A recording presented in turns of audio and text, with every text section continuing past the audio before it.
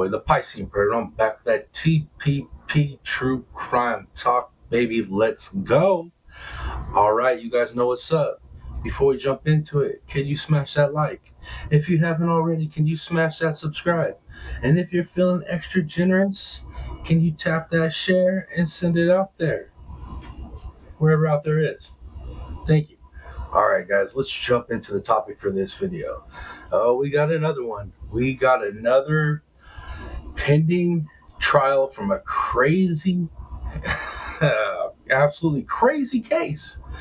Like, you couldn't have scripted this one much better. You couldn't have written this piece of fiction much better if it was fiction. But this ain't fiction.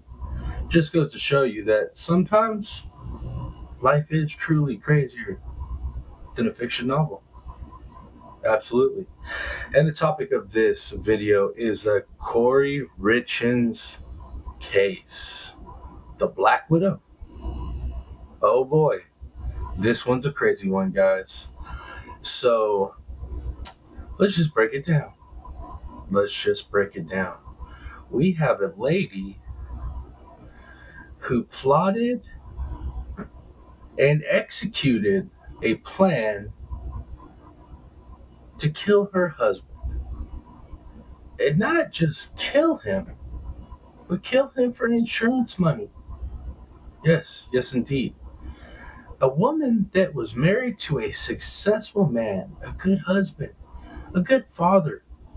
I mean, he's pretty much part of that 5% of men in this nation that most women would love to have.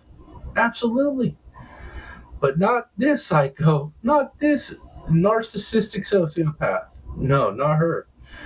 Yo, it gets deep, guys. We talking about this lady, attempted multiple times on killing her husband. Not once, not twice, but 3 times. And well, unfortunately, that third one was the charm right there. Man, and did she do him dirty. And I take this real personal, because the way she took him out, I could have been took out this way. She laced his Moscow Mule. Hey, that's one of my favorite drinks. One of my absolute favorite drinks, hands down, Moscow Mule. This lady dosed him with fentanyl. Yep, the dirty one, bro. The epidemic that we're having, right? That fentanyl. She took and dosed this man's Moscow Mule with fentanyl and killed him. Now, that already seems crazy enough, right? Them details, but it gets crazier. I did say it, 3rd time's a charm. She literally had attempted 2 other times of poisoning him, but he never went and confirmed it. He survived whatever ailment that he came down with. Thought that she possibly could have, tried to kill him. Thought it enough to tell his family and friends, if something ever happens to me, look into Kouri. Look into my wife. Dead ass, guys. Dead ass. This man literally knew she was trying to kill him, or at least in the back of his mind, he knew. And after 2 attempts, he hung in there. He hung in there like most men do in a relationship and a marriage, because they ain't easy. They're never easy, right? But when you got kids, it gives you that extra incentive to hang in there, fight for it, for those children. And that's what this man did. And that decision was his undoing, because this lady was on a mission. And she was not going to fail this mission that she had. She was absolutely going to see this through. And man, guys, how do we know? How do we know it was fentanyl? Well, there's this thing called the autopsy, and this and that. So, it came back him having like an absurd amount of fentanyl in his system. And then we also know that she used fentanyl because, well, her drug dealer dimed her out. That's right. The old drug dealer. Imagine that, right? A drug dealer diming you out?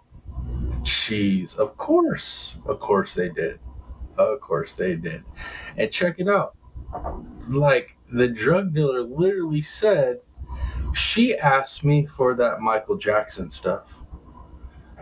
Bro, how you gonna be selling some like illicit substances, some narcotics, and have somebody come and tell you they want some of that Michael Jackson stuff, and you not put two and two together and be like, hey, maybe I shouldn't sell this person this thing. Maybe they're not just trying to get high; they trying to put somebody in the sky. You know what I mean? Like, how are you not gonna question that? I don't know, man. I don't know. I mean, at least maybe drop an anonymous tip to law enforcement. Be like, hey, man, I came across this one lady, and she was trying to get a hold of this stuff, and I think she's trying to do something bad with it. Come on, man. You could have said something. But hey, I guess, what do we expect? There's a fentanyl dealer, right? Like, they care who lives and dies. Let's be real. Oh, man. But that's not it, guys. There's more. But wait, there's more. I'm sorry, I shouldn't laugh, man. It is sad. But it's crazy. It's crazy. There is more. Not only, right, did this lady attempt 3 times to eventually kill her husband with fentanyl, right? She literally threw a party after his death for a house purchase and acted like everything was just fine and dandy. Like, there ain't no problem. Ain't no problems at all. Man, and if that was it, if that's all I had to give you guys, that would still be crazy. But there's more. There is more. Oh my Lord, is there more? This lady, after her husband dies and she puts herself in this position to be this grieving widow that just, it came out of nowhere. I can't believe how this happened, right? Put her kids through this horrible torment and pain and grief. She turns around and writes a book about how to deal with grief with her children. What the hell? Only in America, baby. Only in America, right? Where you have some psycho lady who's literally in a position, in a life, in a lifestyle 99% of the women in America would die to have. I mean, a man that literally gives you a life where you can just focus on your dreams and your children and this and that, and everything's gravy. But that ain't good enough. That's legit not good enough. Like, she couldn't have, just been like, I want a divorce or something to that, that effect.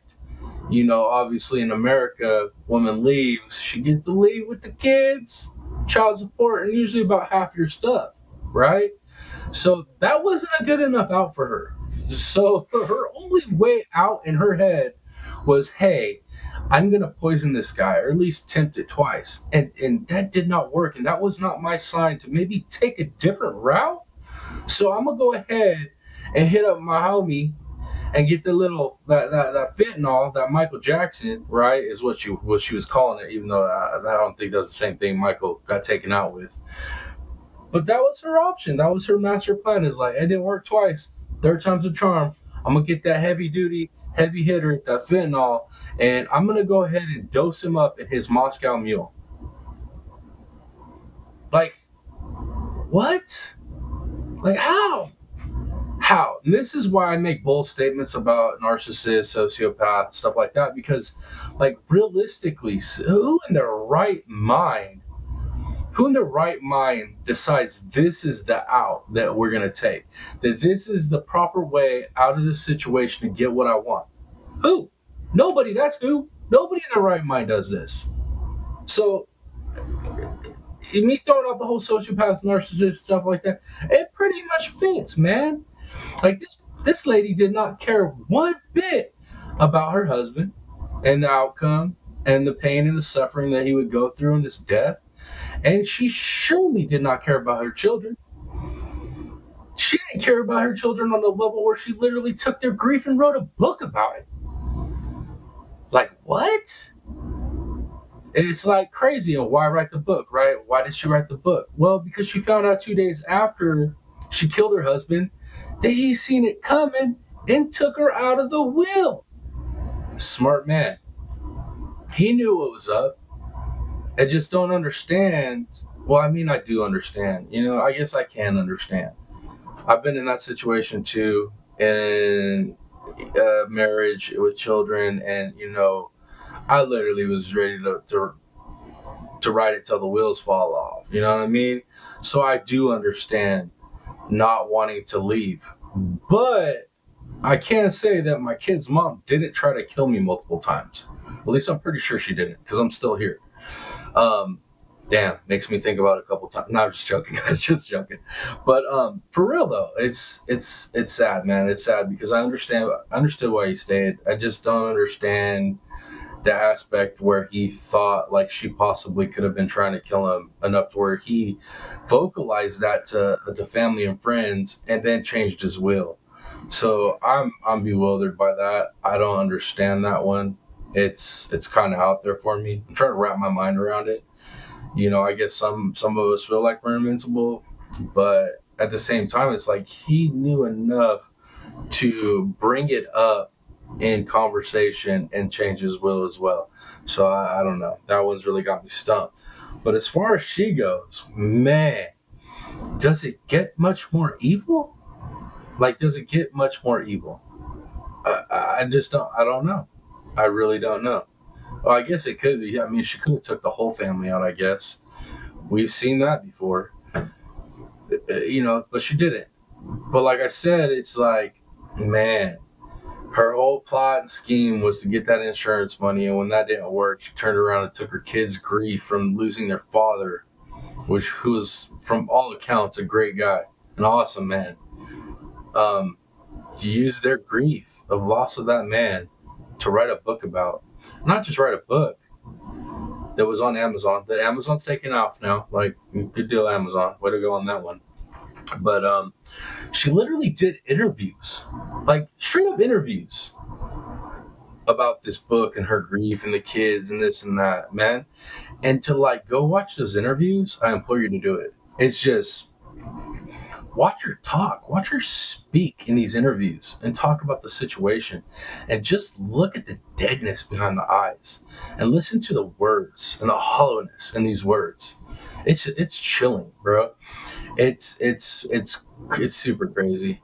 And what I find even more crazy is like one of these interviews, after she had done the interview, people got in contact with the host and whatnot, and the producers of that show, and were like, hey, you realize that she killed her husband, right? That's like the word on the street is that she killed her husband. So it was like they didn't even know until that point. And that's actually kind of what got the ball rolling on, law enforcement getting it all figured out, and whatnot. But man, guys, I don't know. This one's an absolute nutty one, man. Absolutely crazy. Absolutely crazy. But I can tell you this much. I can't wait for the full trial. I can't wait for the full breakdown. And I just feel like we're going to watch another, Lori Vallow / Letitia Stock, like as far as her expressions, her mannerisms, all that stuff. Like I feel like we're just gonna watch. That's gonna be a dead set like reflection of those two women. You know what I mean? We all saw them. We all saw them in court, dead behind the eyes, no real care for anybody. It's crazy. So that's what I'm expecting to see is like a horrible defense, because from what, the prosecution's already shown that they have, it's looking like a slam dunk for prosecution. So when it's that great for the prosecution and we don't even know all the facts, usually the defense's strategy usually comes off pretty asinine. So it's pretty interesting to see how they're going to dress up that defense to make it look legitimate. Even though, man, I don't know, man. Maybe she'll just plea out of this one. I don't know. But we'll see. Anyways, guys, that's all I got for you right now on this. If I get a little bit more details as we get closer to this trial, I'll obviously jump up and update you guys on it. Obviously. Other than that, though, I'm going to go ahead and wrap this one up. Let me know what you guys think about this case and this craziness down in the comments. Hit me up. Let me know. I'm interested to see what you guys think about this case. But that's it for me, guys. It's your boy, the Piscine Predator. And until next video, much love, y'all. I'm out. Peace.